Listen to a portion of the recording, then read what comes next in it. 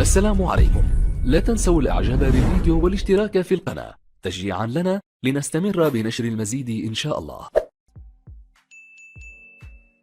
انتهبت القنوات الفرنسية على نشر خريطة المغرب ووضع خط يميز الصحراء على باقي الجهات في المملكة المغربية، وما يعتبر خطوة إيجابية لحل الأزمة بين المغرب والجزائر، حيث دأبت القنوات الفرنسية على نشر خريطة المغرب ووضع خط يميز الصحراء على باقي الجهات.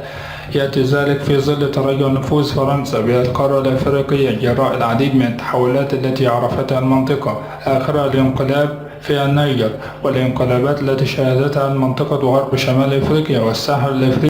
وفي ظل الأزمة التي تمر منها العلاقات بين البلدين وتزايد الدعم الدولي لمقترح الحكم الذاتي للصحراء، وقد طرقت هذه الخطوة أسئلة كثيرة حول دلالاتها في هذه الفترة بالضبط، وهل هي إشارة من باريس إلى الرباط لاقتراب الاعتراف لها بسيادة المغرب على الصحراء وعلى الرغبة في ترميم العلاقات التي يطبعها البرود بين البلدين منذ مدة، ورغم أن الخطوة عبارة عن بث في نشرات الأخبار لقناة فرنسية رسمية، لأنها تعتبر خطوة جديدة على المشهد والأزمة. مما سيجعل هذا الخبر مؤشر هو تكرره في نشرات الأخبار اللاحقة وتحوله إلى جزء من سياسة تحرير القناة. إنذار: يمكن الحديث عن توجه نحو بلورة موقف فرنسي داعم للوحدة الترابية للمغرب ولمغربية الصحراء. وكان العالم المغربي محمد السادس واضحا في خطابه بخصوص الصحراء: من أراد أن يتعامل مع المغرب يجب أن تكون الصحراء في صلب اهتماماته، وبهذا سيكون المغرب مرحبا بأي تحول في الموقف الفرنسي ليلتحق بالموقف الأسباني والألماني وبموقف الولايات المتحدة الأمريكية وإسرائيل، وسيكون الخطوة انعكاس إيجابي على العلاقة بين البلدين،